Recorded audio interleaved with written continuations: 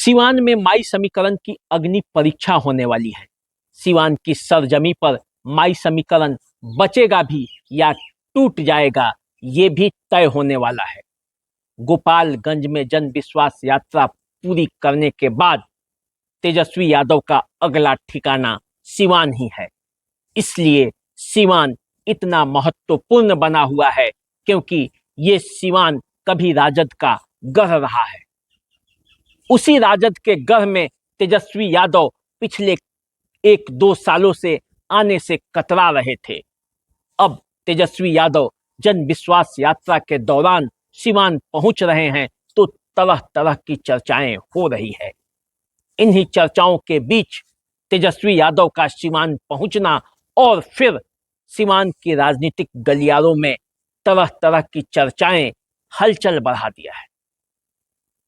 सिवान जो हमेशा से राजनीति के मामले में सुर्खियां बटोरता रहा है, उसी सिवान के सरजमी पर तेजस्वी यादव का जन विश्वास यात्रा के दौरान जो रैली होने वाला है उसकी तैयारी भी चल रही है। लेकिन इन तैयारियों के बीच जो पूरा चर्चा है, आज उसी बात पर हम फोकस करेंगे। हम ये जानेंगे कि सिवान में माई समीकरण का सच क्या है। इतिहास के उन पन्नों को भी खंगालेंगे जहां माई समीकरण शुरू हुआ था और कैसे माई समीकरण सिवान में टूटता रहा है। तो आप हमारे साथ वीडियो के अंत तक बने रहिए। चैनल को सब्सक्राइब कर लीजिए, फेसबुक इंस्टाग्राम पे हमें फॉलो कीजिए और सबसे पहले अभिनंदन स्वीकार कीजिए। नमस्कार, मेरा नाम राकेश तिवारी है और आप देसी अड्डा देखना शुरू कर चुके हैं। तो जैसा मैंने आपको बताया, सिवान कभी राजद का गढ़ था। ये वो दौर था जब लालू यादव मुख्यमंत्री के रूप में अपने कैरियर की शुरुआत कर रहे थे। उसी समय सिवान का एक नौजवान शहाबुद्दीन विधायक के रूप में अपने कैरियर की शुरुआत कर रहा था। जीरादेई से पहली बार निर्दलीय विधायक के रूप में शहाबुद्दीन चुने गए और उसके बाद राजनीति में वे कभी पीछे मुड़कर नहीं देखे। विधायक चुनने के बाद शहाबुद्दीन लालू यादव के करीबी हो गए। जब राम मंदिर के निर्माण के लिए लाल कृष्ण आडवाणी ने रथ यात्रा निकाली थी, जब उस रथ यात्रा को लालू प्रसाद यादव ने रोक दिया और आडवाणी को गिरफ्तार कर लिया, तब से लालू यादव बिहार के ही नहीं देश के मुसलमानों के चहेते बन गए और उसी दौर में मोहम्मद शहाबुद्दीन लालू से करीब होते गए। बिहार में एक नया समीकरण बना, माई समीकरण, यानी कि मुस्लिम और यादवों का समीकरण। पूरे बिहार में या देश में जब भी कोई चुनाव होता था तो बिहार में इस माई समीकरण की चर्चा होने लगी। पूरा बिहार इस माई समीकरण पर घूमने लगा। राजनीति में माई समीकरण की अहमियत बढ़ गई। मुस्लिम और यादवों का जो गठजोड़ हुआ, उससे बिहार की राजनीति पूरी तरह से पलट गई। सिवान उससे अछूता नहीं रहा। सिवान का हर विधानसभा में और हर लोकसभा में माई समीकरणों का बोलबाला बढ़ गया और शहाबुद्दीन जो 2 बार विधायक बने और 4 बार लगातार एमपी बनते चले गए। सिवान जिस दौर में शहाबुद्दीन एमपी थे, उस समय सिवान राजद का सबसे हरियाली खेती जो कहा जाता है वो बना हुआ था। लालू यादव को सिवान को लेकर कोई चिंता ही नहीं करनी पड़ती थी कि सिवान में कौन जीतेगा कौन हारेगा, वहां का टिकट शहाबुद्दीन के ही इशारे पर जिसे दिया जाता था वो जीतता था, जिसे नहीं दिया जाता था वो हार जाता था। लालू यादव के अलावे एक व्यक्ति से जिसे सिवान का टिकट लेना होता था, उनका नाम था मोहम्मद शहाबुद्दीन। राजनीति में चाहे कोई कितना भी बड़ा हैसियत रखता हो, लेकिन सिवान में उसे शहाबुद्दीन के ही इशारे पर काम करना होता था। कुल मिलाकर जिस तरह बिहार में माई समीकरण का बोलबाला था, उसी तरह सिवान में भी माई समीकरण का बोलबाला था। लेकिन सबसे पहले सिवान में ही माई समीकरण दरक भी गया और दरकने का कारण भी रहा। सिवान के मुजाहिदपुर गांव में लगभग 21 यादवों की हत्या हो जाती है और उसके ठीक 2 दिन बाद सिवान के ही ताहिरा में 5 मुसलमानों की हत्या हो जाती है।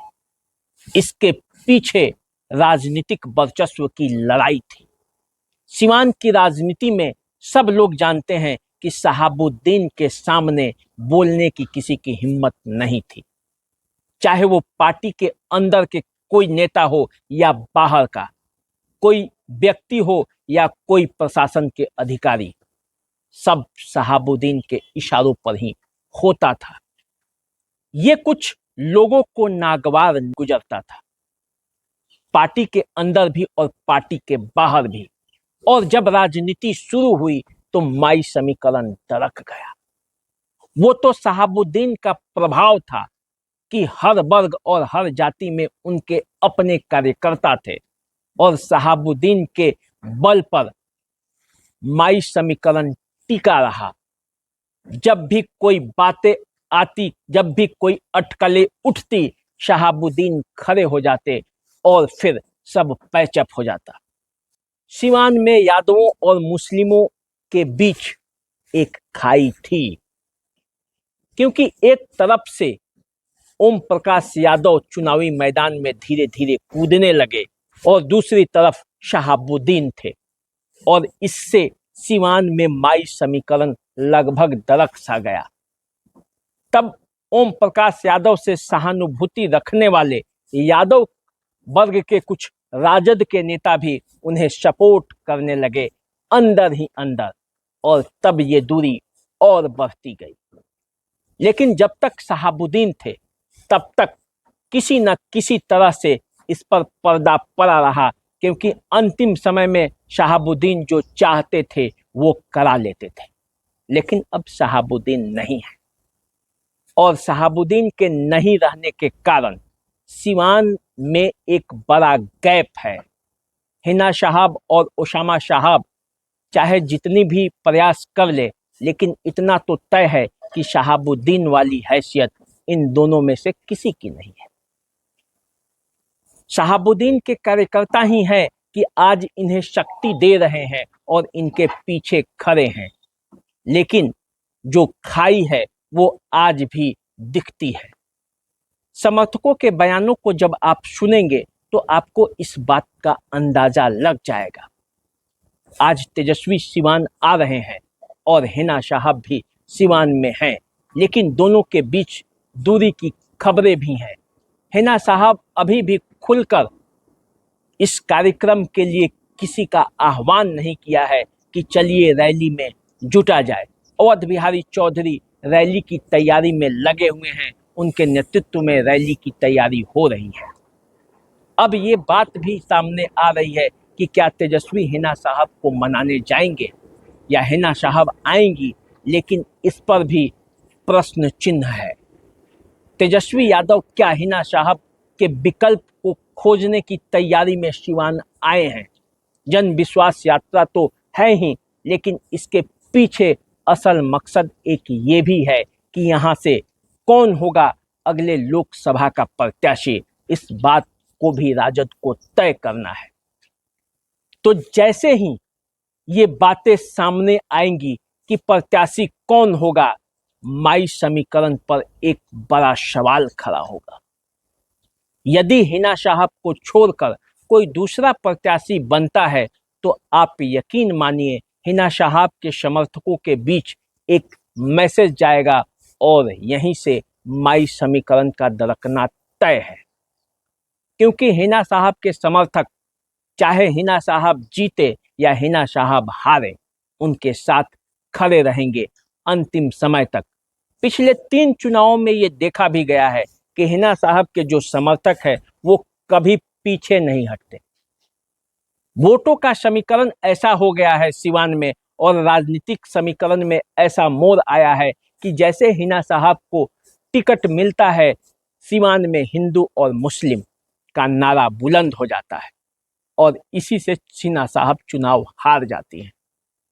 राजद के कार्यकर्ताओं में भी एक बड़ी मतदाताओं की ऐसी लिस्ट है जो राजद को छोड़कर दूसरे दलों के पास चली जाती है और यहीं से हिना साहब की हार तय हो जाती है। तो इस बार क्या होने वाला है? क्या हिना साहब के समर्थक उनके साथ जमे रहेंगे? तेजस्वी यादव जो आएंगे सिवान में तो वो क्या करेंगे? लोकसभा चुनाव को लेकर उनकी रणनीति क्या होगी? इन्हीं सभी बातों पर ध्यान टिका हुआ है। सिवान में जो माई समीकरण पर जो लकीर खींचा है, जो दरार शुरू से दिख रहा है, जो शुरू से दिखते आया है, उस पर क्या होगा? क्या सिवान में राजद माई समीकरण के बीच जो खाई है उसको पाट पाएगी? यदि इस बीच की खाई को पाट पाई तब तो राजद के लिए ये बहुत अच्छा होगा, हिना साहब के लिए भी ठीक होगा। लेकिन यदि ये खाई और बढ़ गई, दूरी और बढ़ गई, तो यकीन मानिए सिवान में राजद के लिए मुश्किलें खड़ी होंगी और हिना साहब के लिए भी। तो तेजस्वी यादव जो एक नई रणनीति और नए ऊर्जा के साथ बिहार में लोकसभा चुनाव और विधानसभा चुनाव के लिए कमर कसकर जनता के बीच विश्वास जगाने के लिए निकले हैं, उसका सही टेस्ट सिवान में होगा, क्योंकि सिवान ही वो धरती है जहां उनके माई समीकरण का सच और उनके माई समीकरण का पूरा जो ग्राफ है वो तय होने वाला है। अब तो माई समीकरण के साथ साथ बाप समीकरण भी है और उस माई बाप के समीकरण के सहारे राजद जो चुनावी बैतरनी पार करना चाहती है, उसमें हिना साहब के लिए क्या भूमिका होगी, ये बातें अब तुरंत तय हो जाएंगी। तो चलिए, सिवान में माई समीकरण की अग्नि परीक्षा की जो मैंने बात की वो आपने समझा भी और आप जानते भी हैं। कई लोग जो इस वीडियो को देख रहे होंगे वे भी सिवान की सही सच्चाई और सिवान में माई समीकरण का सच जानते होंगे, उनके भी अपने विचार होंगे। मैं अनुरोध करूंगा कि उनका अपना क्या विचार है, वे क्या समझते हैं, वे क्या जानते हैं, कमेंट बॉक्स में जरूर लिखें, हमें बताएं, अपना सुझाव दें। हमारे साथ बने रहें, देखते रहिए द देसी अड्डा। नमस्कार।